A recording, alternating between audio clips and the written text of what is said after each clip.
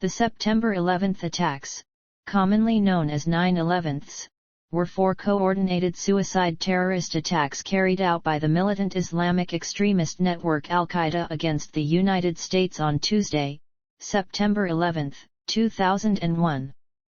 That morning, 19 terrorists hijacked 4 commercial airliners scheduled to travel from the northeastern United States to California. The hijackers crashed the first 2 planes into the Twin Towers of the World Trade Center in New York City, and the third plane into the Pentagon in Arlington, Virginia. The fourth plane was intended to hit a federal government building in Washington, D.C., but crashed in a field following a passenger revolt. The attacks killed nearly 3,000 people and instigated the global war on terror. The first impact was that of American Airlines Flight 11 at 8:46 a.m., into the North Tower of the World Trade Center complex in Lower Manhattan. 17 minutes later, at 9:03 a.m., the World Trade Center's South Tower was hit by United Airlines Flight 175. Both 110-story towers collapsed within an hour and 42 minutes, precipitating the collapse of other World Trade Center structures including 7 World Trade Center and damaging nearby buildings. A third flight, American Airlines Flight 77, crashed into the west side of the Pentagon in Arlington County, Virginia, at 9:37 a.m., causing a partial collapse. The fourth and final flight, United Airlines Flight 93, flew in the direction of Washington, D.C. Alerted of the previous attacks, the plane's passengers attempted to regain control, but the hijackers ultimately crashed the plane in a field in Stony Creek Township, Pennsylvania, near Shanksville, at 10:03 a.m. Investigators determined that Flight 93 was targeting either the U.S. Capitol or the White House. Within hours of the attacks, suspicion quickly fell onto al-Qaeda. The United States formally responded by launching the war on terror and invading Afghanistan to depose the Taliban, which had not complied with U.S. demands to expel al-Qaeda from Afghanistan and extradite its leader, Osama bin Laden. The U.SS invocation of Article 5 of NATO, its only usage to date, called upon allies to fight al-Qaeda. As U.S. and NATO ground forces swept through Afghanistan, bin Laden fled to the White Mountains, where he narrowly avoided capture by U.S.-led forces. Although bin Laden initially denied any involvement, in 2004 he formally claimed responsibility for the attacks. Al-Qaeda's cited motivations included U.S. support of Israel, the presence of U.S. troops in Saudi Arabia, and sanctions against Iraq. After evading capture for almost a decade, bin Laden was killed by the U.S. military on May 2, 2011. The attacks resulted in 2,977 non-hijacker fatalities, an indeterminate number of injuries, and substantial long-term health consequences, in addition to at least $10 billion in infrastructure and property damage. It remains the deadliest terrorist attack in human history and the single deadliest incident for firefighters and law enforcement officers in U.S. history, with 343 and 72 killed, respectively. The destruction of the World Trade Center and its environs seriously harmed the New York City economy and induced global market shocks. Many other countries strengthened anti-terrorism legislation and expanded their powers of law enforcement and intelligence agencies. Cleanup of the World Trade Center site took 8 months and was completed in May 2002, while the Pentagon was repaired within a year. After delays in the design of a replacement complex, the One World Trade Center began construction in November 2006 and opened in November 2014. Memorials to the attacks include the National September 11 Memorial and Museum in New York City, the Pentagon Memorial in Arlington County, Virginia, and the Flight 93 National Memorial at the Pennsylvania crash site. Background: Al-Qaeda. The origins of al-Qaeda can be traced to 1979, when the Soviet Union invaded Afghanistan. Osama bin Laden traveled to the Central Asian country to volunteer, viewing the war as a holy cause to help fellow Muslims defeat communist invaders. Bin Laden organized fellow Arab mujahideen to resist the Soviets until that country's exit from Afghanistan in 1989. The U.S. Central Intelligence Agency funneled several $1 billion worth of weapons to the indigenous Afghan mujahideen resistance, a portion of which bled to the Arab volunteers. However, no direct U.S. aid to Bin Laden or any of his affiliates has ever been established. In 1996, Bin Laden issued his first fatwa, calling for American soldiers to leave Saudi Arabia. In a second fatwa in 1998, Bin Laden outlined his objections to American foreign policy with respect to Israel, as well as the continued presence of American troops in Saudi Arabia after the Gulf War. Bin Laden used Islamic texts to exhort Muslims to attack Americans until the stated grievances were reversed. Muslim legal scholars have throughout Islamic history unanimously agreed that the jihad is an individual duty if the enemy destroys the Muslim countries, according to Bin Laden. Osama bin Laden, Khalid Sheikh Mohammed, other al-Qaeda members. Motives: Osama bin Laden's declaration of a holy war against the United States, and a 1998 fatwa signed by bin Laden and others, calling for the killing of Americans, are seen by investigators as evidence of his motivation. In bin Laden's November 2002 letter to America, he explicitly stated that al-Qaeda's motives for their attacks include U.S. support of Israel, support for the attacks against Muslims in Somalia, support of Philippines against Muslims in the Moro conflict, support for Israeli aggression against Muslims in Lebanon, support of Russian atrocities against Muslims in Chechnya, pro-American governments in the Middle East being against Muslim interests, support of Indian oppression against Muslims in Kashmir, the presence of U.S. troops in Saudi Arabia, the sanctions against Iraq after the attacks. Bin Laden and Ayman al-Zawahiri released additional videotapes and audio recordings, some of which repeated those reasons for the attacks. Two particularly important publications were Bin Laden's 2002 letter to America and a 2004 videotape by Bin Laden. Bin Laden interpreted Muhammad as having banned the permanent presence of infidels in Arabia. In 1996, Bin Laden issued a fatwa calling for American troops to leave Saudi Arabia.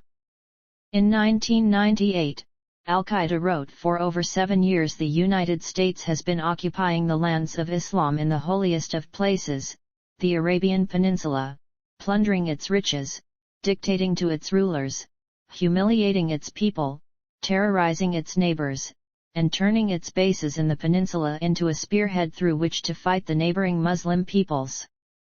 In a December 1999 interview, Bin Laden said he felt that Americans were too near to Mecca, and considered this a provocation to the entire Muslim world.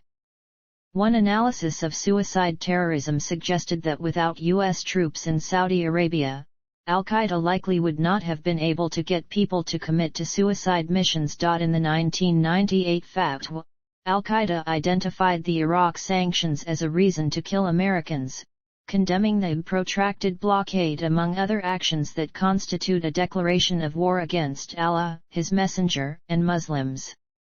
The fatwa declared that the ruling to kill the Americans and their allies, civilians and military, is an individual duty for every Muslim who can do it in any country in which it is possible to do it, in order to liberate the Al-Aqsa Mosque and the Holy Mosque of Mecca from their grip, and in order for their armies to move out of all the lands of Islam, defeated and unable to threaten any Muslim.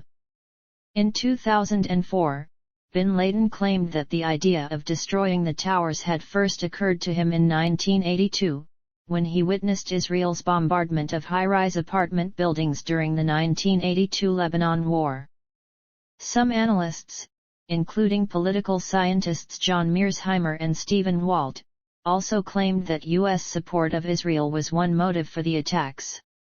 In 2004 and 2010, Bin Laden again connected the September 11 attacks with U.S. support of Israel, although most of the letter expressed bin Laden's disdain for President Bush and bin Laden's hope to destroy and bankrupt the U.S. Other motives have been suggested in addition to those stated by bin Laden and al-Qaeda.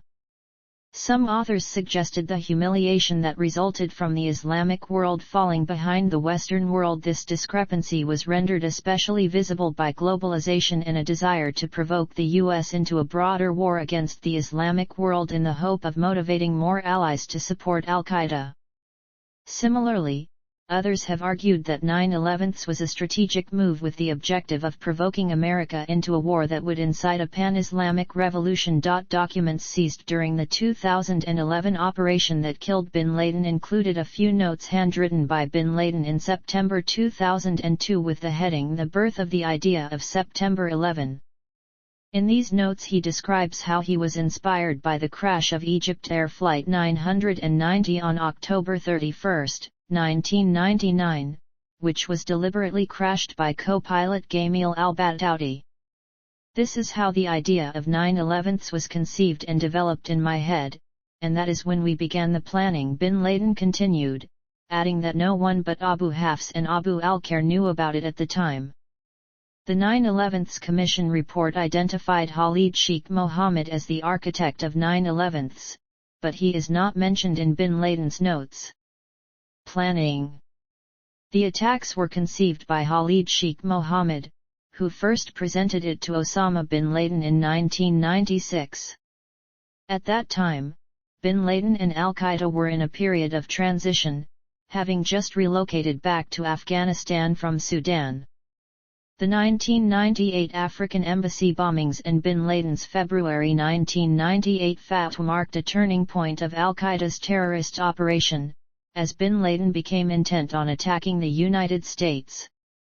In late 1998 or early 1999, bin Laden gave approval for Mohammed to go forward with organizing the plot. Mohammed, bin Laden, and Mohammed Atef, the deputy of bin Laden, held a series of meetings in early 1999. Atef provided operational support, including target selections and helping arrange travel for the hijackers. Bin Laden overruled Mohammed, rejecting potential targets such as the U.S. Bank Tower in Los Angeles for lack of time. Bin Laden provided leadership and financial support and was involved in selecting participants. He initially selected Nawaf al-Hashmi and Khalid al-Madar, both experienced jihadists who had fought in Bosnia. Hashmi and Madar arrived in the United States in mid-January 2000. In early 2000, Hashmi and Madar took flying lessons in San Diego, California, but both spoke little English, performed poorly in flying lessons, and eventually served as secondary hijackers. In late 1999, a group of men from Hamburg, Germany, arrived in Afghanistan. The group included Mohammed Atta, Marwan al-Shahai, Jihad Jarrah, and Ramzi bin al-Shivite. Bin Laden selected these men because they were educated, could speak English, and had experience living in the West.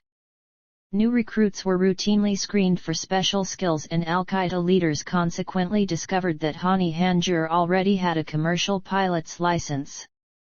Mohammed later said that he helped the hijackers blend in by teaching them how to order food in restaurants and dress in Western clothing. Hanjour arrived in San Diego on December 8, 2000, joining Hashmi. 6-7 They soon left for Arizona, where Hanjour took refresher training. 7 Marwan al-Shahai arrived at the end of May 2000, while Atta arrived on June 3, 2000, and Jarrah arrived on June 27, 2000. 6 Bin al-Shivite applied several times for a visa to the United States, but as a Yemeni, he was rejected out of concerns he would overstay his visa.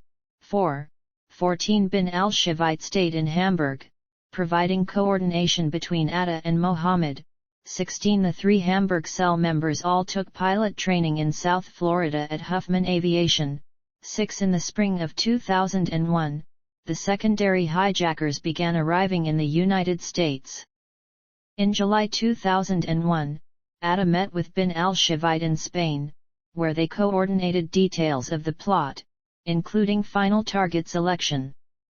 Bin al-Shivite also passed along bin Laden's wish for the attacks to be carried out as soon as possible. Some of the hijackers received passports from corrupt Saudi officials who were family members or used fraudulent passports to gain entry. There have been a few theories that 9/11 was selected by the hijackers as the date of the attack because of its resemblance to 9-1-1, the phone number used to report emergencies in the United States.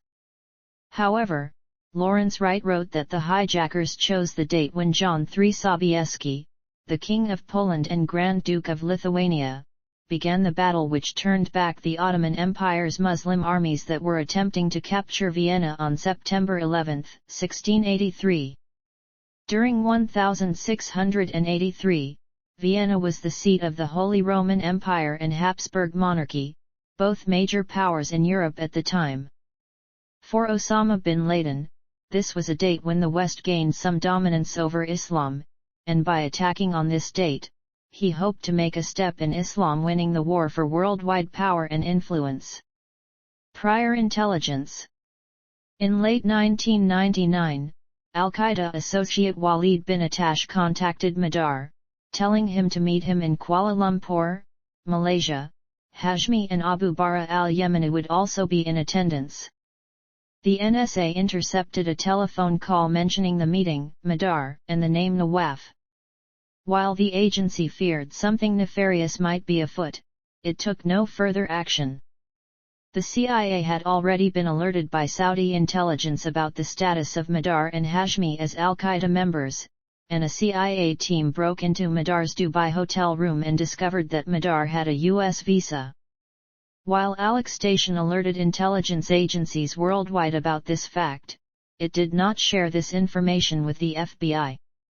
The Malaysian Special Branch observed the January 5, 2000, meeting of the two al-Qaeda members and informed the CIA that Madar, Hashmi, and Khalid were flying to Bangkok, but the CIA never notified other agencies of this, nor did it ask the State Department to put Madar on its watch list. An FBI liaison to Alex Station asked permission to inform the FBI of the meeting but was told, "This is not a matter for the FBI." By late June, senior counterterrorism official Richard Clarke and CIA Director George Tenet were convinced that a major series of attacks was about to come, although the CIA believed the attacks would likely occur in Saudi Arabia or Israel. In early July, Clarke put domestic agencies on full alert, telling them something really spectacular is going to happen here soon. He asked the FBI and the State Department to alert the embassies and police departments, and the Defense Department to go to Threat Condition Delta. Clarke later wrote, "Somewhere in CIA there was information that two known al-Qaeda terrorists had come into the United States. Somewhere in FBI, there was information that strange things had been going on at flight schools in the United States. They had specific information about individual terrorists from which one could have deduced what was about to happen.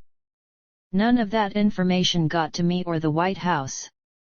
On July 13, Tom Wilshire, a CIA agent assigned to the FBI's International Terrorism Division, emailed his superiors at the CIA's Counterterrorism Center requesting permission to inform the FBI that Hashmi was in the country and that Madar had a U.S. visa.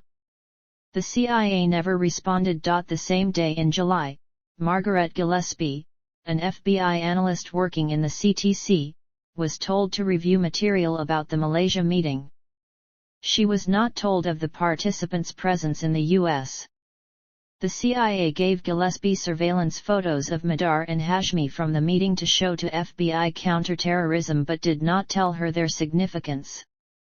The INTE-linked database informed her not to share intelligence material on the meeting with criminal investigators.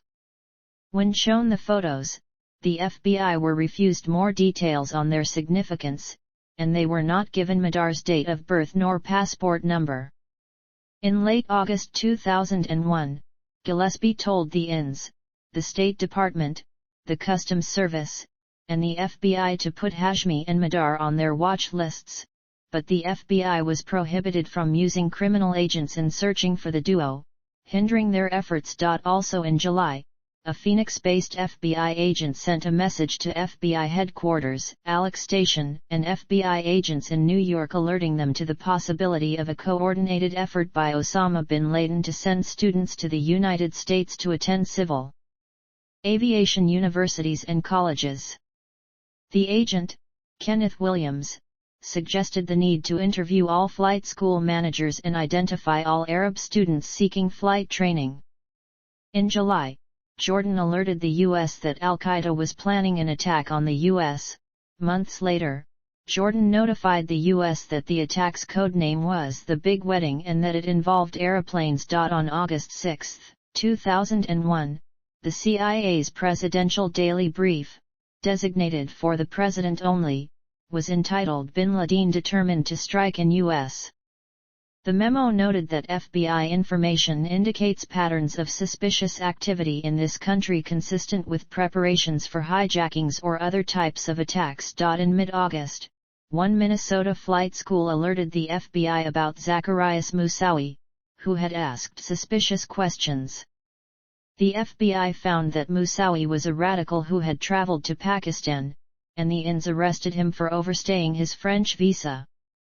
Their request to search his laptop was denied by FBI headquarters due to the lack of probable cause. The failures in intelligence sharing were attributed to 1995 Justice Department policies limiting intelligence sharing, combined with CIA and NSA reluctance to reveal sensitive sources and methods such as tapped phones. Testifying before the 9/11 Commission in April 2004, then Attorney General John Ashcroft recalled that the single greatest structural cause for the September 11 problem was the wall that segregated or separated criminal investigators and intelligence agents.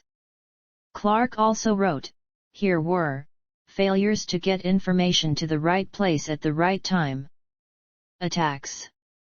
Early on the morning of September 11, 2001, 19 hijackers took control of 4 commercial airliners en route to California after takeoffs from Logan International Airport in Boston, Massachusetts, Newark Liberty International Airport in Newark, New Jersey, and Washington Dulles International Airport in Loudoun and Fairfax counties in Virginia.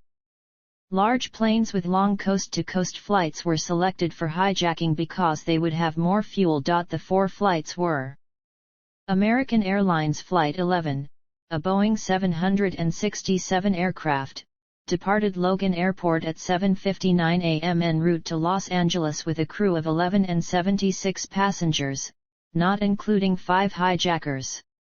The hijackers flew the plane into the northern facade of the North Tower of the World Trade Center in New York City at 8:46 a.m. United Airlines Flight 175, a Boeing 767 aircraft, departed Logan Airport at 8:14 a.m. en route to Los Angeles with a crew of 9 and 51 passengers, not including 5 hijackers. The hijackers flew the plane into the southern facade of the South Tower of the World Trade Center in New York City at 9:03 a.m. American Airlines Flight 77, a Boeing 757 aircraft, departed Washington Dulles International Airport at 8:20 a.m. en route to Los Angeles with a crew of 6 and 53 passengers, not including 5 hijackers. The hijackers flew the plane into the western facade of the Pentagon in Arlington County, Virginia, at 9:37 a.m. United Airlines Flight 93, a Boeing 757 aircraft, departed Newark International Airport at 8:42 a.m. en route to San Francisco, with a crew of 7 and 33 passengers, not including 4 hijackers.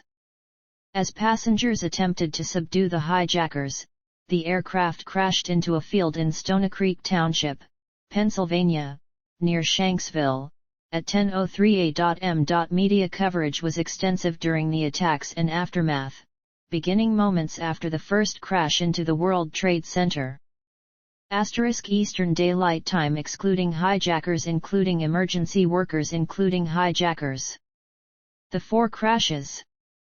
At 8:14 a.m. 5 hijackers took over American Airlines Flight 11, injuring at least 3 people, before forcing their way into the cockpit. The terrorists also displayed an apparent explosive device in order to frighten the hostages into submission.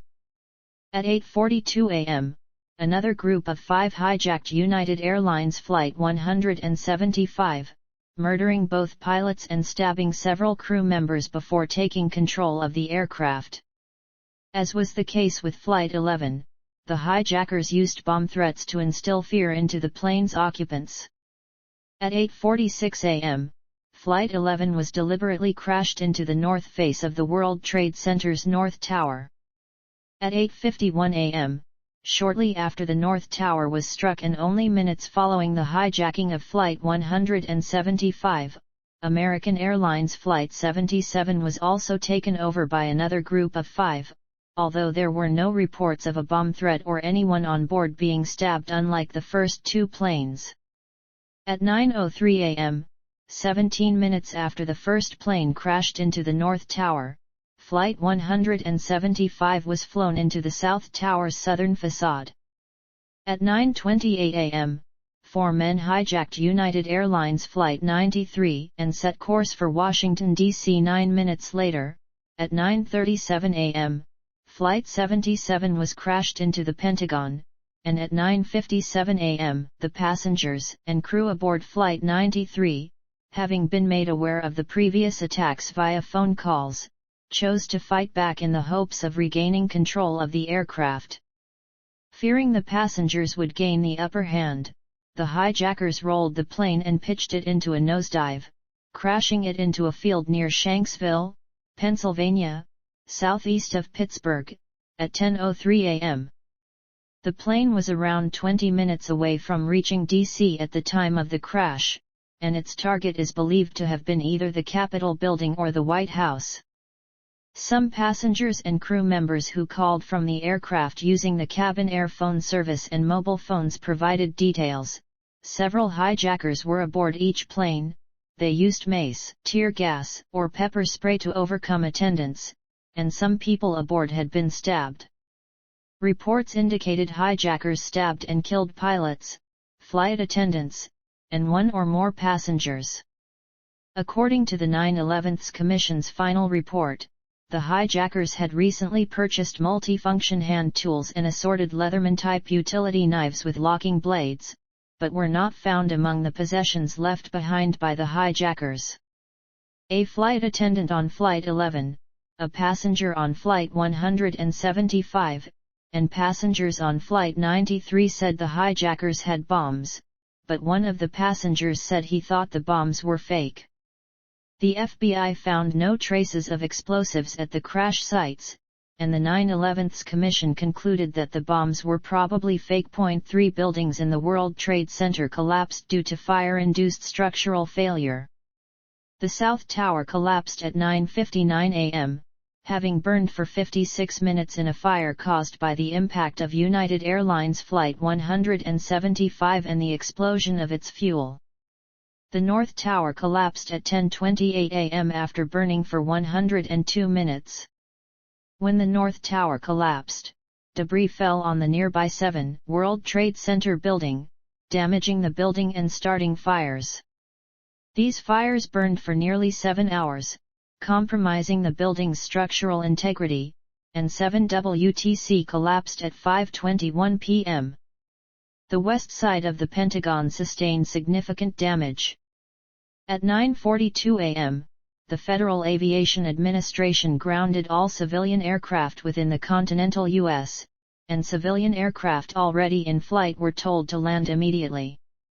All international civilian aircraft were either turned back or redirected to airports in Canada or Mexico, and were banned from landing on United States territory for 3 days.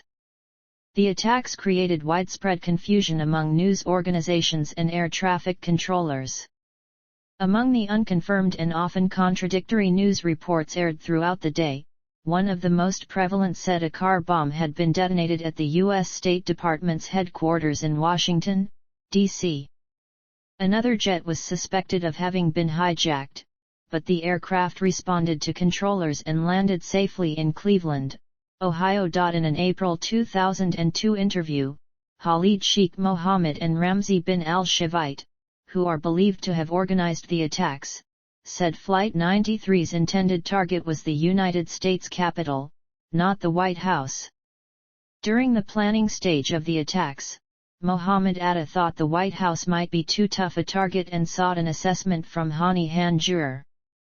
Mohammed said al-Qaeda initially planned to target nuclear installations rather than the World Trade Center and the Pentagon, but decided against it, fearing things could get out of control.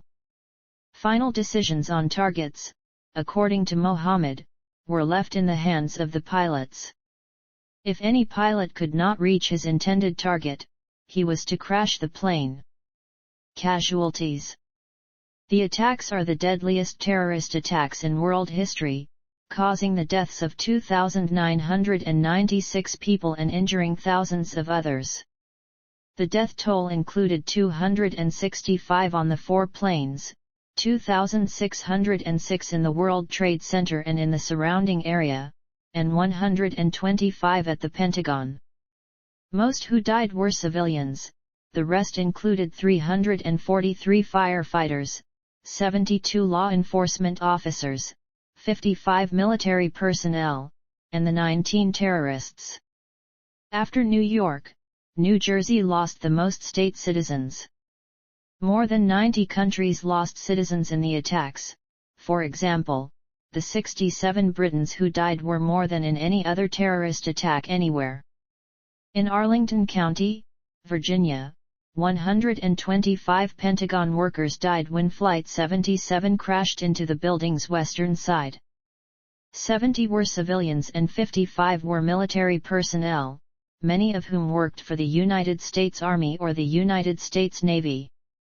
The Army lost 47 civilian employees, 6 civilian contractors, and 22 soldiers, while the Navy lost 6 civilian employees, 3 civilian contractors, and 33 sailors. 7 Defense Intelligence Agency civilian employees died, and 1 Office of the Secretary of Defense contractor. Lieutenant General Timothy Maude, an Army Deputy Chief of Staff, was the highest-ranking military official killed at the Pentagon. In New York City, more than 90% of the workers and visitors who died in the towers had been at or above the points of impact.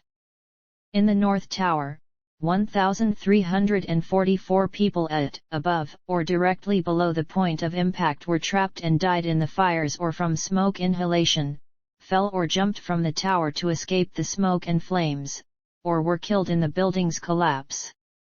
The destruction of all 3 staircases in the tower when Flight 11 hit made it impossible for anyone around the impact zone to escape. 107 people below the point of impact died, including every single occupant of floor 92, which was right underneath the plane's impact zone. In the South Tower, 1 stairwell, Stairwell A, was left intact after Flight 175 hit, allowing 14 people located on the floors of impact and 4 more from the floors above to escape.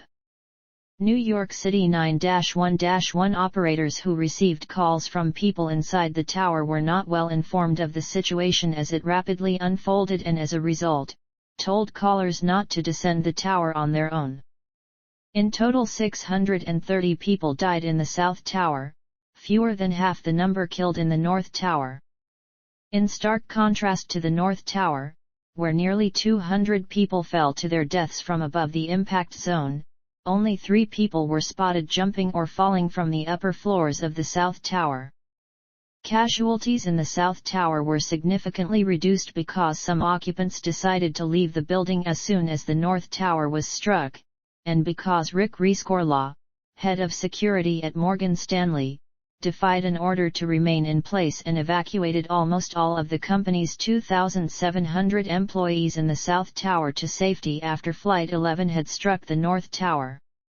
The failure to order a full evacuation of the South Tower after the first jet crash into the North Tower was described by USA Today as one of the day's great tragedies. At least 200 people fell or jumped to their deaths from the burning towers, landing on the streets and rooftops of adjacent buildings hundreds of feet below.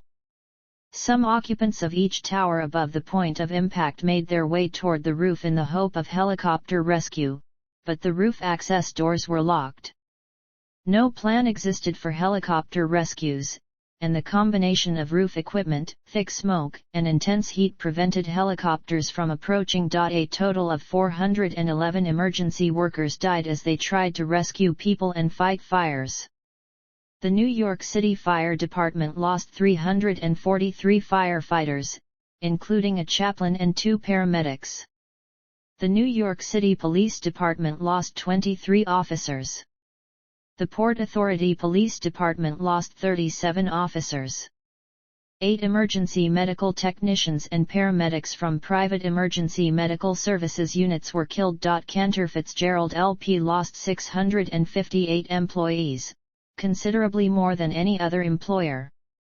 Marsh Incorporated, located immediately below Cantor Fitzgerald on floors 93-100, lost 358 employees, and 175 employees of Aon Corporation were also killed. The National Institute of Standards and Technology estimated that about 17,400 civilians were in the World Trade Center complex at the time of the attacks. Turnstile counts from the Port Authority suggest 14,154 people were typically in the Twin Towers by 8:45 a.m. Most people below the impact zone safely evacuated the buildings. Weeks after the attack, the death toll was estimated to be over 6,000, more than twice the number of deaths eventually confirmed. The city was only able to identify remains for about 1,600 of the World Trade Center victims. The medical examiner's office collected about 10,000 unidentified bone and tissue fragments that cannot be matched to the list of the dead. Bone fragments were still being found in 2006 by workers who were preparing to demolish the damaged Deutsche Bank building. In 2010, a team of anthropologists and archaeologists searched for human remains and personal items at the Fresh Kills landfill, where 72 more human remains were recovered, bringing the total found to 1,845. DNA profiling continues in an attempt to identify additional victims. The remains are being held in storage in Memorial Park, outside the New York City Medical Examiner's facilities. It was expected that the remains would be moved in 2013 to a repository behind a wall at the 9/11's Museum. In July 2011, a team of scientists at the Office of Chief Medical Examiner was still trying to identify remains, in the hope that improved technology will allow them to identify other victims. On August 7, 2017, the 1,641st victim was identified as a result of newly available DNA technology, and a 1,642nd on July 26, 2018. 3 more victims were identified in 2019 and further 2 in 2021. As of September 2021, 1,106 victims are yet to be identified. Damage. Along with the 110-floor Twin Towers, numerous other buildings at the World Trade Center site were destroyed or badly damaged, including WTC Buildings 3-7 and St. Nicholas Greek Orthodox Church. The North Tower, South Tower, the Marriott Hotel, and 7 WTC were destroyed. The U.S. Customs House, 4, World Trade Center 5, World Trade Center, and both pedestrian bridges connecting buildings were severely damaged. The Deutsche Bank building on 130 Liberty Street was partially damaged and demolished some years later, starting in 2007. The 2 buildings of the World Financial Center also suffered damage. The last fires at the World Trade Center site were extinguished on December 20, exactly 100 days after the attacks. The Deutsche Bank building across Liberty Street from the World Trade Center complex was later condemned as uninhabitable because of toxic conditions inside the office tower, and was deconstructed. The Borough of Manhattan Community College's Fetterman Hall at 30 West Broadway was condemned due to extensive damage from the attacks, and was reopened in 2012. Other neighboring buildings suffered major damage but have been restored. World Financial Center buildings, 1 Liberty Plaza, the Millennium Hilton, and 90 Church Street had moderate damage and have since been restored. Communications equipment on top of the North Tower was also destroyed, with only WCBS-TV maintaining a backup transmitter on the Empire State Building, but media stations were quickly able to reroute the signals and resume their broadcasts. The PATH Train Systems World Trade Center station was located under the complex. As a result, the entire station was demolished completely when the towers collapsed, and the tunnels leading to Exchange Place Station in Jersey City, New Jersey, were flooded with water. The station was rebuilt as the $4 billion World Trade Center Transportation Hub, which reopened in March 2015. The Cortlandt Street station on the New York City Subway's IRT Broadway 7th Avenue line was also in close proximity to the World Trade Center complex, and the entire station, along with the surrounding track, was reduced to rubble. The latter station was rebuilt and reopened to the public on September 8, 2018. The Pentagon was severely damaged by the impact of American Airlines Flight 77 and the ensuing fires, causing one section of the building to collapse. As the airplane approached the Pentagon, its wings knocked down light poles and its right engine hit a power generator before crashing into the western side of the building. The plane hit the Pentagon at the first floor level. The front part of the fuselage disintegrated on impact, while the mid and tail sections kept moving for another fraction of a second. Debris from the tail section penetrated the furthest into the building, breaking through 310 feet of the 3 outermost of the building's 5 rings. Rescue efforts. The New York City Fire Department deployed 200 units to the World Trade Center. Their efforts were supplemented by numerous off-duty firefighters and emergency medical technicians. The New York City Police Department sent emergency service units and other police personnel and deployed its aviation unit. Once on the scene, the FDNY, the NYPD, and the PAPD did not coordinate efforts and performed redundant searches for civilians. As conditions deteriorated, the NYPD aviation unit relayed information to police commanders, who issued orders for its personnel to evacuate the towers. Most NYPD officers were able to safely evacuate before the buildings collapsed. With separate command posts set up and incompatible radio communications between the agencies, warnings were not passed along to FDNY commanders. After the first tower collapsed, FDNY commanders issued evacuation warnings. Due to technical difficulties with malfunctioning radio repeater systems, many firefighters never heard the evacuation orders. 9-1-1 dispatchers also received information from callers that was not passed along to commanders on the scene. Within hours of the attack, a substantial search and rescue operation was launched. After months of around-the-clock operations, the World Trade Center site was cleared by the end of May 2002. Aftermath. The 9/11 attacks resulted in immediate responses to the event, including domestic reactions, closings and cancellations, hate crimes, Muslim American responses to the event, international responses to the attack, and military responses to the events. An extensive compensation program was quickly established by Congress in the aftermath to compensate the victims and families of victims of the 9/11 attacks as well. Immediate response. At 8:32 a.m., FAA officials were notified Flight 11 had been hijacked and they, in turn, notified the North American Aerospace Defense Command. NORAD scrambled 2 F-15s from Otis Air National Guard Base in Massachusetts and they were airborne by 8:53 a.m. Because of slow and confused communication from FAA officials, NORAD had 9 minutes notice, and no notice about any of the other flights before they crashed. After both of the twin towers had already been hit, more fighters were scrambled from Langley Air Force Base in Virginia at 9:30 a.m. At 10:20 a.m., Vice President Dick Cheney issued orders to shoot down any commercial aircraft that could be positively identified as being hijacked. These instructions were not relayed in time for the fighters to take action. Some fighters took to the air without live ammunition, knowing that to prevent the hijackers from striking their intended targets, the pilots might have to intercept and crash their fighters into the hijacked planes, possibly ejecting at the last moment. For the first time in U.S. history, the emergency preparedness plan called Security Control of Air Traffic and Air Navigation Aids was invoked, thus stranding tens of thousands of passengers across the world.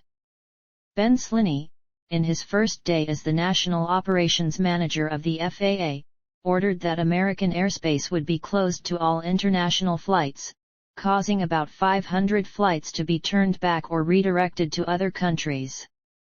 Canada received 226 of the diverted flights and launched Operation Yellow Ribbon to deal with the large numbers of grounded planes and stranded passengers. The 9/11 attacks had immediate effects on the American people. Police and rescue workers from around the country took a leave of absence from their jobs and traveled to New York City to help recover bodies from the twisted remnants of the Twin Towers. Blood donations across the U.S. surged in the weeks after 9/11. The deaths of adults in the attacks resulted in over 3,000 children losing a parent. Subsequent studies documented children's reactions to these actual losses and to feared losses of life, the protective environment in the attack's aftermath, and the effects on surviving caregivers. Domestic reactions. Following the attacks, President George W. Bush's approval rating soared to 90%. On September 20, 2001, he addressed the nation in a joint session of Congress regarding the events of September 11 and the subsequent 9 days of rescue and recovery efforts, and described his intended response to the attacks. New York City Mayor Rudy Giuliani's highly visible role won him high praise in New York and nationally. Many relief funds were immediately set up to assist the attacks' victims, with the task of providing financial assistance to the survivors of the attacks and to the victims' families. By the deadline for victims' compensation on September 11, 2003, 2,833 applications had been received from the families of those who were killed. Contingency plans for the continuity of government and the evacuation of leaders were implemented soon after the attacks. Congress was not told that the United States had been under a continuity of government status until February 2002. In the largest restructuring of the U.S. government in contemporary history, the United States enacted the Homeland Security Act of 2002, creating the Department of Homeland Security. Congress also passed the USA Patriot Act, saying it would help detect and prosecute terrorism and other crimes.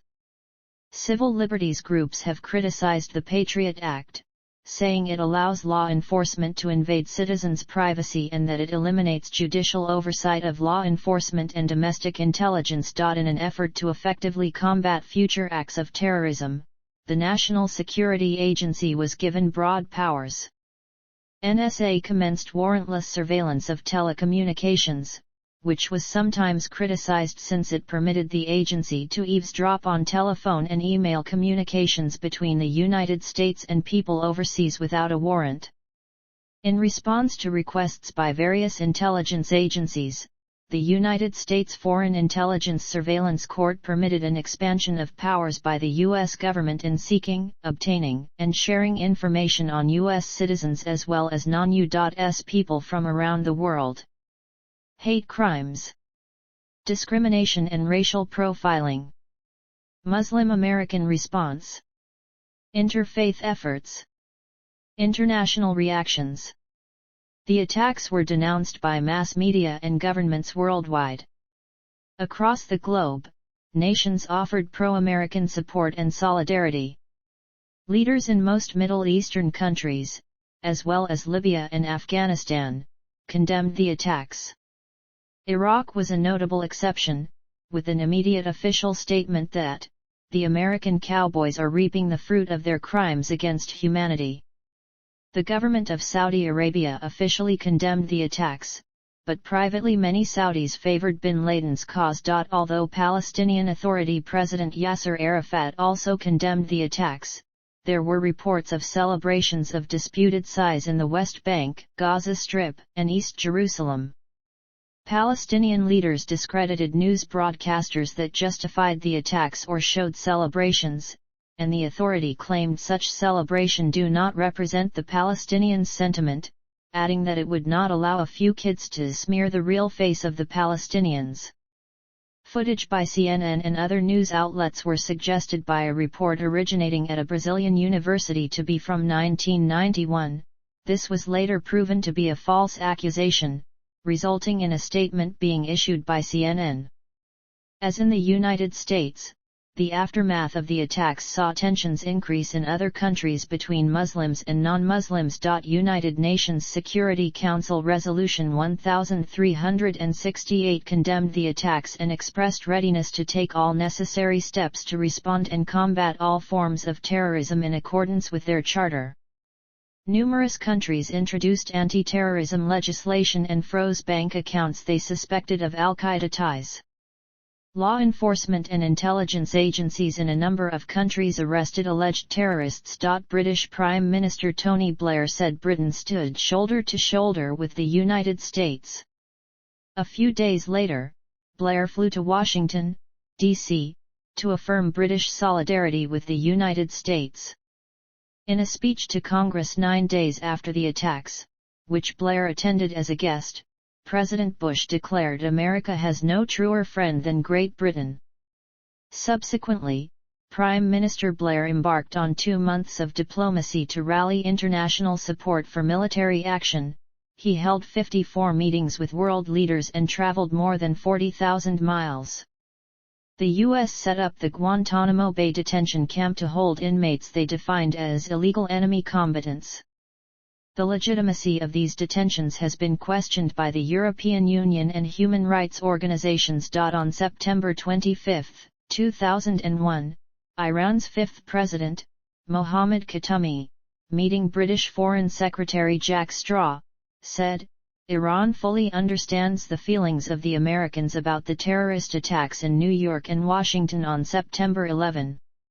He said although the American administrations had been at best indifferent about terrorist operations in Iran, the Iranians felt differently and had expressed their sympathetic feelings with bereaved Americans in the tragic incidents in the two cities." He also stated that nations should not be punished in place of terrorists. According to Radio Farda's website, when the news of the attacks was released, some Iranian citizens gathered in front of the Embassy of Switzerland in Tehran, which serves as the protecting power of the United States in Iran, to express their sympathy, and some of them lit candles as a symbol of mourning.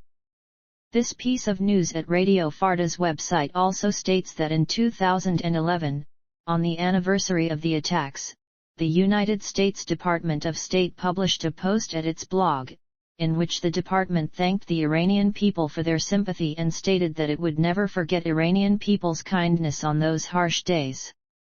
After the attacks, both the president and the supreme leader of Iran condemned the attacks. The BBC and Time magazine published reports on holding candlelit vigils for the victims by Iranian citizens on their websites. According to Politico magazine, following the attacks, Sayyid Ali Khomeini, the supreme leader of Iran, suspended the usual Death to America chants at Friday prayers temporarily. In September 2001, shortly after the attacks, some fans of AEK Athens burned an Israeli flag and unsuccessfully tried to burn an American flag. Though the American flag did not catch fire, the fans booed during a moment of silence for victims of the attacks. Effects in Afghanistan. Military operations.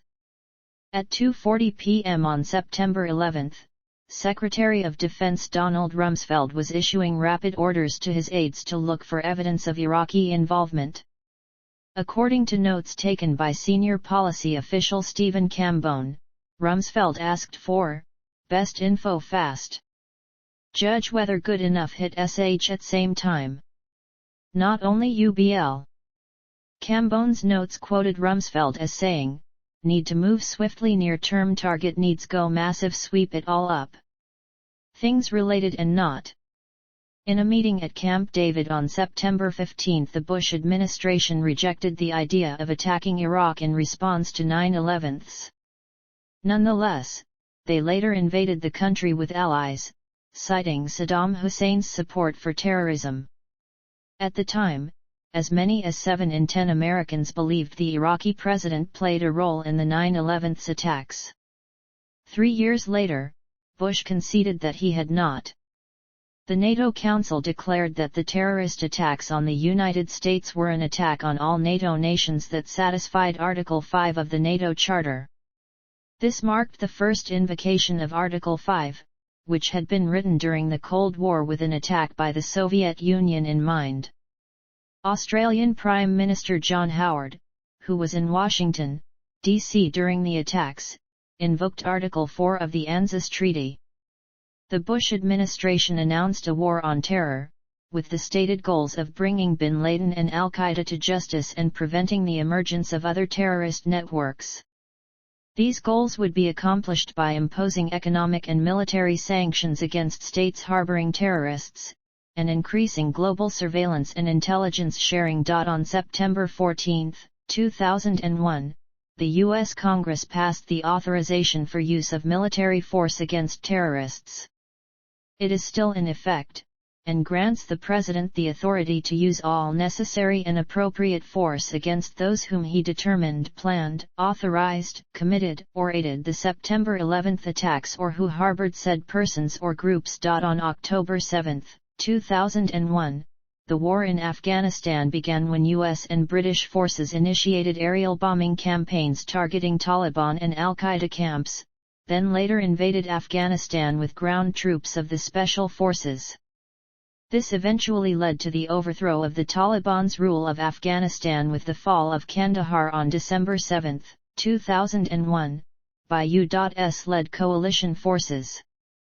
Osama bin Laden, who went into hiding in the White Mountains, was targeted by U.S. coalition forces in the Battle of Tora Bora, but he escaped across the Pakistani border and would remain out of sight for almost 10 years. The Philippines and Indonesia, among other nations with their own internal conflicts with Islamic terrorism, also increased their military readiness.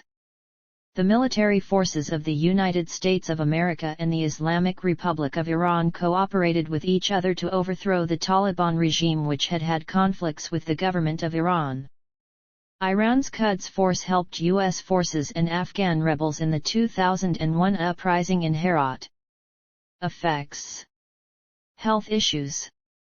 Hundreds of thousands of tons of toxic debris containing more than 2,500 contaminants, including known carcinogens, were spread across Lower Manhattan due to the Twin Towers collapse. Exposure to the toxins in the debris is alleged to have contributed to fatal or debilitating illnesses among people who were at ground zero. The Bush administration ordered the Environmental Protection Agency to issue reassuring statements regarding air quality in the aftermath of the attacks, citing national security, but the EPA did not determine that air quality had returned to pre-September 11 levels until June 2002. Health effects extended to residents, students, and office workers of Lower Manhattan and nearby Chinatown. Several deaths have been linked to the toxic dust, and the victims' names were included in the World Trade Center memorial. Approximately 18,000 people have been estimated to have developed illnesses as a result of the toxic dust. There is also scientific speculation that exposure to various toxic products in the air may have negative effects on fetal development.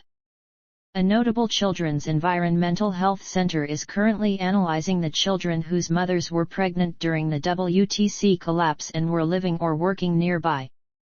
A study of rescue workers released in April 2010 found that all those studied had impaired lung functions, and that 30–40% were reporting little or no improvement in persistent symptoms that started within the first year of the attack. Years after the attacks, legal disputes over the costs of illnesses related to the attacks were still in the court system.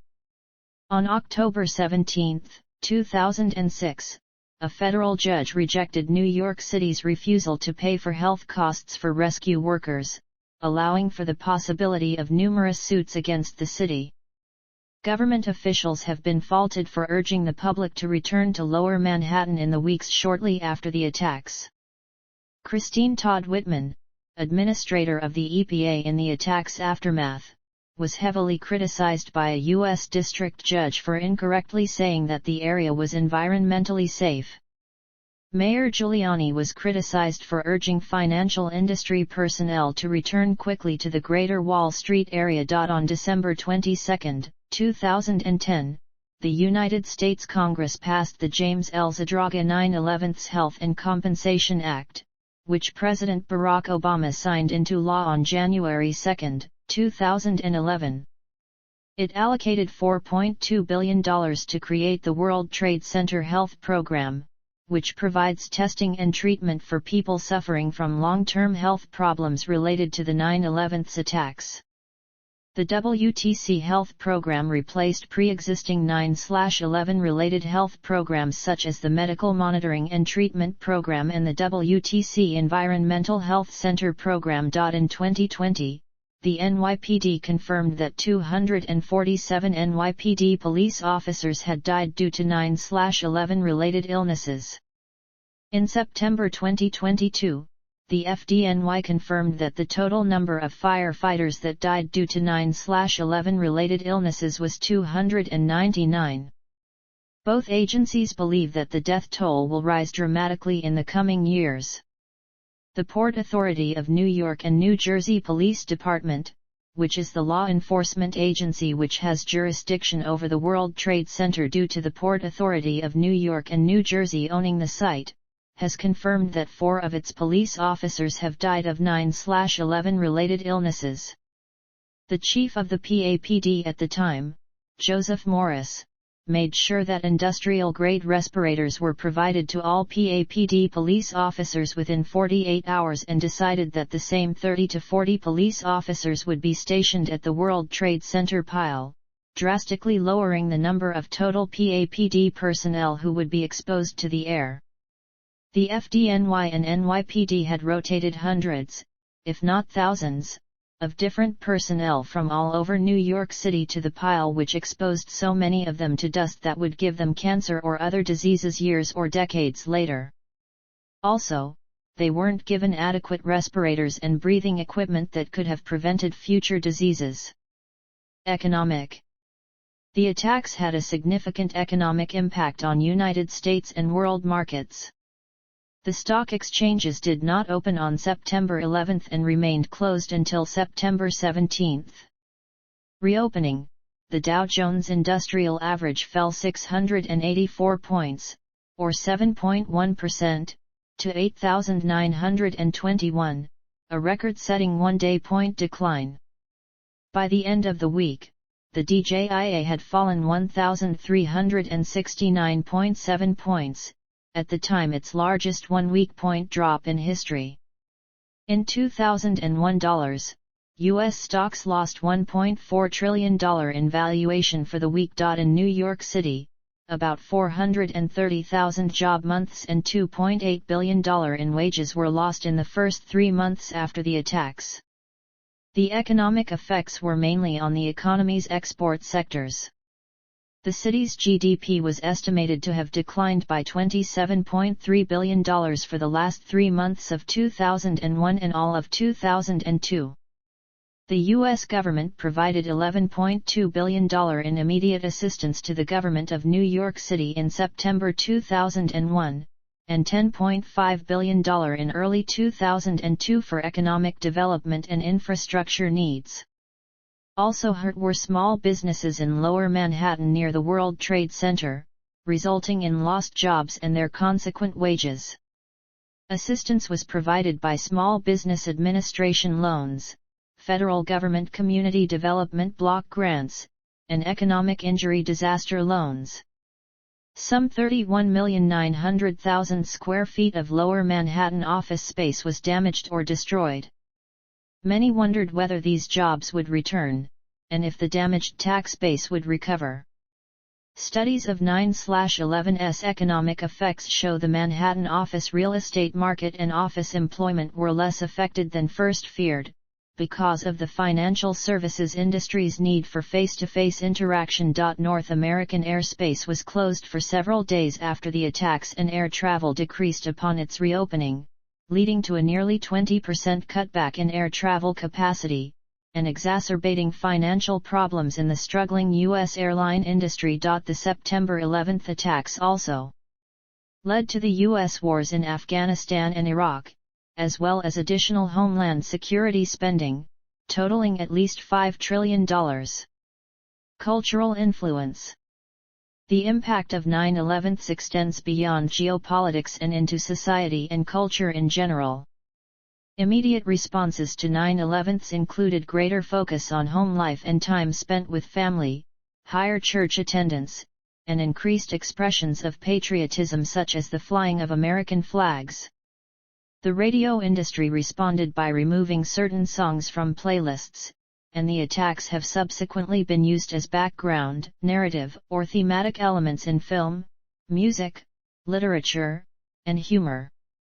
Already running television shows as well as programs developed after 9/11 have reflected post-9/11 cultural concerns. 9/11 conspiracy theories have become social phenomena, despite lack of support from expert scientists, engineers, and historians. 9/11 has also had a major impact on the religious faith of many individuals. For some it strengthened, to find consolation to cope with the loss of loved ones and overcome their grief. Others started to question their faith or lose it entirely, because they could not reconcile it with their view of religion. The culture of America succeeding the attacks is noted for heightened security and an increased demand thereof, as well as paranoia and anxiety regarding future terrorist attacks that includes most of the nation. Psychologists have also confirmed that there has been an increased amount of national anxiety in commercial air travel.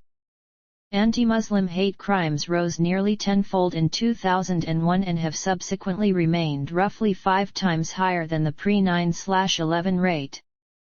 Government policies toward terrorism. As a result of the attacks, many governments across the world passed legislation to combat terrorism. In Germany, where several of the 9/11 terrorists had resided and taken advantage of that country's liberal asylum policies, 2 major anti-terrorism packages were enacted. The first removed legal loopholes that permitted terrorists to live and raise money in Germany. The second addressed the effectiveness and communication of intelligence and law enforcement. Canada passed the Canadian Anti-Terrorism Act, their first anti-terrorism law. The United Kingdom passed the Anti-Terrorism, Crime, and Security Act 2001 and the Prevention of Terrorism Act 2005. New Zealand enacted the Terrorism Suppression Act 2002. In the United States, the Department of Homeland Security was created by the Homeland Security Act of 2002 to coordinate domestic anti-terrorism efforts. The USA Patriot Act gave the federal government greater powers, including the authority to detain foreign terror suspects for a week without charge, to monitor terror suspects' telephone communications, email, and internet use, and to prosecute suspected terrorists without time restrictions. The FAA ordered that airplane cockpits be reinforced to prevent terrorists gaining control of planes, and assigned sky marshals to flights. Further, the Aviation and Transportation Security Act made the federal government, rather than airports, responsible for airport security. The law created the Transportation Security Administration to inspect passengers and luggage, causing long delays and concern over passenger privacy. After suspected abuses of the USA Patriot Act were brought to light in June 2013 with articles about the collection of American call records by the NSA and the PRISM program, Representative Jim Sensenbrenner, who introduced the Patriot Act in 2001, said that the NSA overstepped its bounds. Criticism of the war on terror has focused on its morality, efficiency, and cost. According to a 2021 study conducted under the auspices of the Watson Institute for International and Public Affairs, the several post-9/11 wars participated in by the United States in its war on terror have caused the displacement, conservatively calculated, of 38 million people in Afghanistan, Pakistan, Iraq, Libya, Syria, Yemen, Somalia, and the Philippines.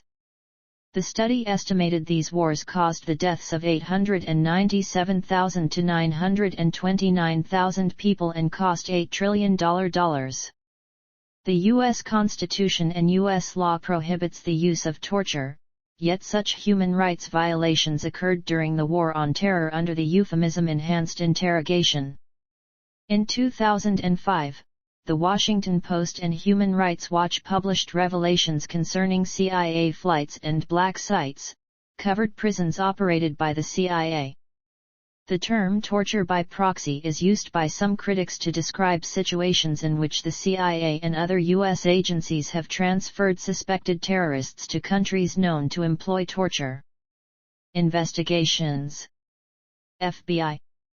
Immediately after the attacks, the Federal Bureau of Investigation started Pent Bomb, the largest criminal inquiry in United States history.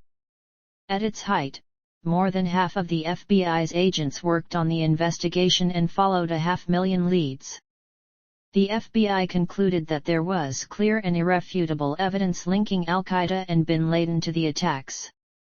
The FBI was quickly able to identify the hijackers, including leader Mohammed Atta, when his luggage was discovered at Boston's Logan Airport. Atta had been forced to check 2 of his 3 bags due to space limitations on the 19-seat commuter flight he took to Boston. Due to a new policy instituted to prevent flight delays, the luggage failed to make it aboard American Airlines Flight 11 as planned. The luggage contained the hijackers' names, assignments, and al-Qaeda connections. It had all these Arab-language papers that amounted to the Rosetta Stone of the investigation, said one FBI agent. Within hours of the attacks, the FBI released the names and in many cases the personal details of the suspected pilots and hijackers.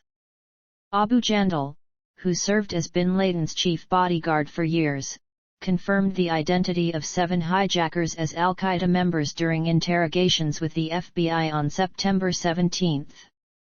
He had been jailed in a Yemeni prison since 2000. On September 27, 2001, photos of all 19 hijackers were released, along with information about possible nationalities and aliases. 15 of the men were from Saudi Arabia, 2 were from the United Arab Emirates, 1 was from Egypt, and 1 was from Lebanon. By midday, the U.S. National Security Agency and German intelligence agencies had intercepted communications pointing to Osama bin Laden. 2 of the hijackers were known to have traveled with a bin Laden associate to Malaysia in 2000 and hijacker Mohammed Atta had previously gone to Afghanistan. He and others were part of a terrorist cell in Hamburg. One of the members of the Hamburg cell in Germany was discovered to have been in communication with Khalid Sheikh Mohammed, who was identified as a member of al-Qaeda. Authorities in the United States and United Kingdom also obtained electronic intercepts, including telephone conversations and electronic bank transfers, which indicated that Mohammed Atef, a bin Laden deputy, was a key figure in the planning of the 9/11 attacks. Intercepts were also obtained that revealed conversations that took place days before September 11 between bin Laden and an associate in Pakistan. In those conversations, the two referred to an incident that would take place in America on, or around, September 11, and they discussed potential repercussions. In another conversation with an associate in Afghanistan, bin Laden discussed the scale and effects of a forthcoming operation. These conversations did not specifically mention the World Trade Center, the Pentagon, or other specifics. The FBI did not record the 2,977 deaths from the attacks in their annual Violent Crime Index for 2001. In a disclaimer, the FBI stated that the number of deaths is so great that combining it with the traditional crime statistics will have an outlier effect that falsely skews all types of measurements in the program's analyses. New York City also did not include the deaths in their annual crime statistics for 2001. CIA. In 2004, John L. Helgerson, the Inspector General of the Central Intelligence Agency, conducted an internal review of the agency's pre-9/11 performance and was harshly critical of senior CIA officials for not doing everything possible to confront terrorism. According to Philip Giraldi in The American Conservative, Helgerson criticized their failure to stop two of the 9/11's hijackers, Nawaf al-Hashmi and Khalid al-Mihdhar, as they entered the United States, and their failure to share information on the two men with the FBI. In May 2007, senators from both major U.S. political parties drafted legislation to make the review public.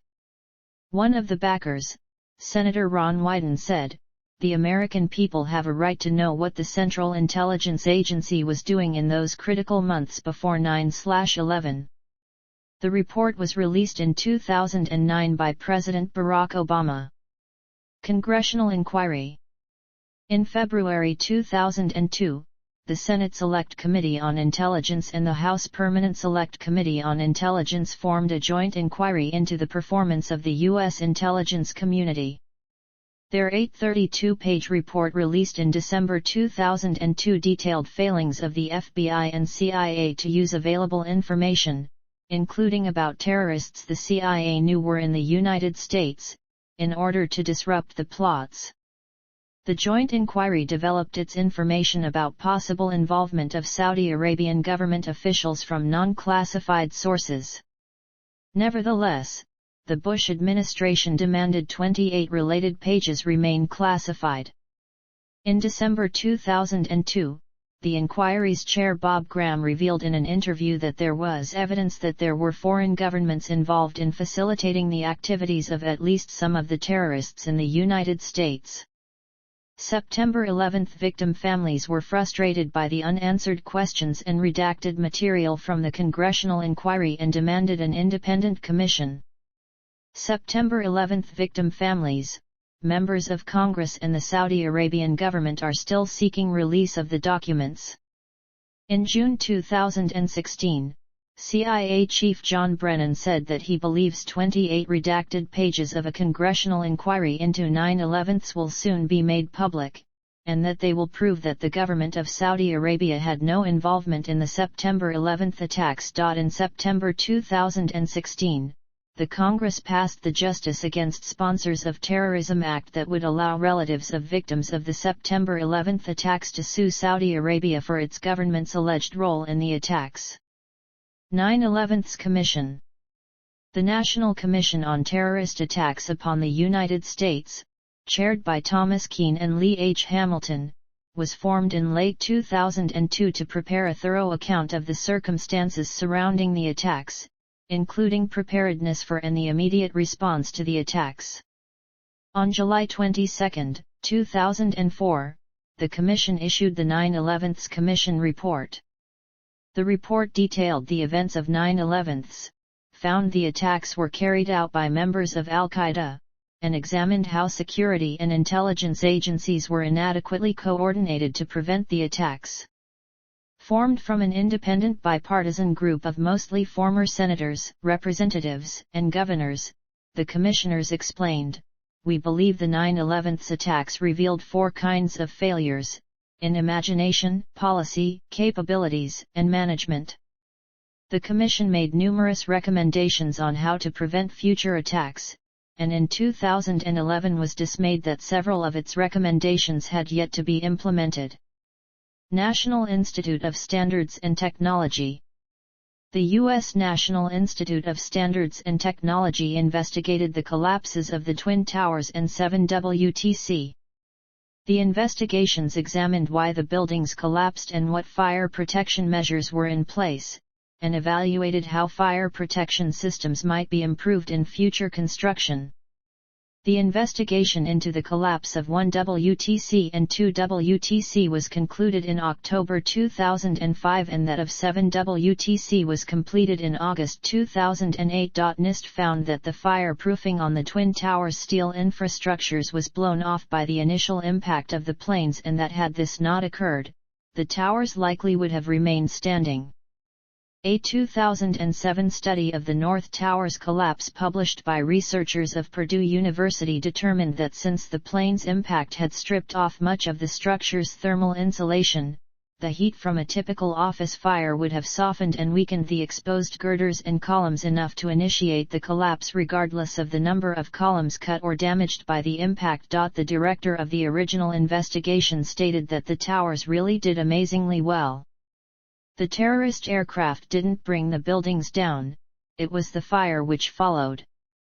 It was proven that you could take out 2/3 of the columns in a tower and the building would still stand. The fires weakened the trusses supporting the floors, making the floors sag. The sagging floors pulled on the exterior steel columns, causing the exterior columns to bow inward. With the damage to the core columns, the buckling exterior columns could no longer support the buildings, causing them to collapse. Additionally, the report found the tower's stairwells were not adequately reinforced to provide adequate emergency escape for people above the impact zones. NIST concluded that uncontrolled fires in 7 WTC caused floor beams and girders to heat and subsequently caused a critical support column to fail, initiating a fire-induced progressive collapse that brought the building down. Alleged Saudi government role. In July 2016, the Obama administration released a document compiled by U.S. investigators Dana Laceman and Michael Jacobson, known as File 17, which contains a list naming 36 people, including the suspected Saudi intelligence officers attached to Saudi Arabia's embassy in Washington, D.C., which connects Saudi Arabia to the hijackers. In September 2016, Congress passed the Justice Against Sponsors of Terrorism Act. The practical effect of the legislation was to allow the continuation of a long-standing civil lawsuit brought by families of victims of the September 11 attacks against Saudi Arabia for its government's alleged role in the attacks. In March 2018, a U.S. judge formally allowed a suit to move forward against the government of Saudi Arabia brought by 9/11 survivors and victims' families. In 2022, the families of some 9/11 victims obtained 2 videos and a notepad seized from Saudi national Omar al-Bayyumi by the British courts. The first video showed him hosting a party in San Diego for Nawaf al-Hashmi and Khalid al-Madar, the first 2 hijackers to arrive in the U.S. The other video showed al-Bayyumi greeting the cleric Anwar al-Awlaki, who was blamed for radicalizing Americans and later killed in a CIA drone strike. The notepad depicted a hand-drawn airplane and some mathematical equations that, according to a pilot's court statement, might have been used to calculate the rate of descent to get to a target.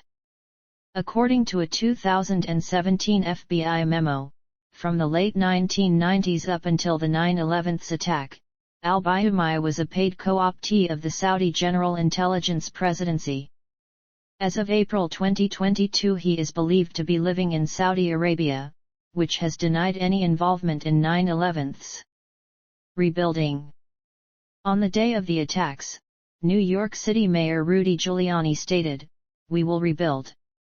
We're going to come out of this stronger than before, politically stronger, economically stronger.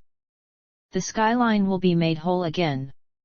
The damaged section of the Pentagon was rebuilt and occupied within a year of the attacks.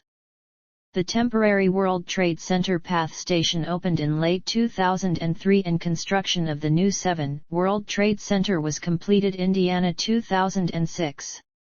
Work on rebuilding the main World Trade Center site was delayed until late 2006 when leaseholder Larry Silverstein and the Port Authority of New York and New Jersey agreed on financing. The construction of One World Trade Center began on April 27, 2006, and reached its full height on May 20, 2013. The spire was installed atop the building at that date. putting one WTC's height at 1,776 feet and thus claiming the title of the tallest building in the Western Hemisphere. One WTC finished construction and opened on November 3, 2014. On the World Trade Center site, 3 more office towers were to be built 1 block east of where the original towers stood. 4 WTC, meanwhile, opened in November 2013, making it the second tower on the site to open behind 7 World Trade Center as well. American Samoa, the first building on the Port Authority property. 3 WTC opened on June 11, 2018, becoming the 4th skyscraper at the site to be completed. On the 16th anniversary of the 9/11 attacks, a writer for Curbed New York said that although there is a World Trade Center again, it was not finished, as 2 and 5 WTC did not have definite completion dates, among other things. Christopher Award, Port Authority of New York and New Jersey Executive Director from 2008-2011, is a survivor of the attacks and is credited with getting the construction of the 9/11 site back on track. Memorials. In the days immediately following the attacks, many memorials and vigils were held around the world, and photographs of the dead and missing were posted around Ground Zero. A witness described being unable to get away from faces of innocent victims who were killed. Their pictures are everywhere, on phone booths, street lights, walls of subway stations. Everything reminded me of a huge funeral, people quiet and sad, but also very nice. Before, New York gave me a cold feeling. Now people were reaching out to help each other. One of the first memorials was the Tribute in Light, an installation of 88 searchlights at the footprints of the World Trade Center towers. In New York City, the World Trade Center site memorial competition was held to design an appropriate memorial on the site. The winning design, reflecting absence, was selected in August 2006, and consists of a pair of reflecting pools in the footprints of the towers, surrounded by a list of the victims' names in an underground memorial space. The memorial was completed on September 11, 2011. A museum also opened on site on May 21, 2014. The sphere by the German sculptor Fritz Koenig is the world's largest bronze sculpture of modern times, and stood between the Twin Towers on the Austin J. Tobin Plaza of the World Trade Center in New York City from 1971 until the terrorist attacks on September 11, 2001. The sculpture, weighing more than 20 tons, was the only remaining work of art to be recovered largely intact from the ruins of the collapsed Twin Towers after the attacks. Since then, the work of art, known in the U.S. as the Sphere, has been transformed into an important symbolic monument of 9/11's commemoration. After being dismantled and stored near a hangar at John F. Kennedy International Airport, the sculpture was the subject of the 2001 documentary Koenig's Sphere by filmmaker Percy Adlon. On August 16, 2017, the work was reinstated, installed at the Liberty Park close to the New World Trade Center aerial and the 9/11's Memorial. In Arlington County, the Pentagon Memorial was completed and opened to the public on the 7th anniversary of the attacks in 2008. It consists of a landscaped park with 184 benches facing the Pentagon. When the Pentagon was repaired in 2001-2002, a private chapel and indoor memorial were included, located at the spot where Flight 77 crashed into the building. In Shanksville, a concrete and glass visitor center was opened on September 10, 2015, situated on a hill overlooking the crash site and the white marble wall of names. An observation platform at the visitor center and the white marble wall are both aligned beneath the path of Flight 93. A temporary memorial is located 500 yards from the crash site. New York City firefighters donated a cross made of steel from the World Trade Center and mounted on top of a platform shaped like the Pentagon. It was installed outside the firehouse on August 25, 2008. Many other permanent memorials are elsewhere. Scholarships and charities have been established by the victims' families and by many other organizations and private figures. On every anniversary in New York City, the names of the victims who died there are read out against a background of somber music. The President of the United States attends a memorial service at the Pentagon, and asks Americans to observe Patriot Day with a moment of silence. Smaller services are held in Shanksville, Pennsylvania, which are usually attended by the First Lady. See also. References. Notes.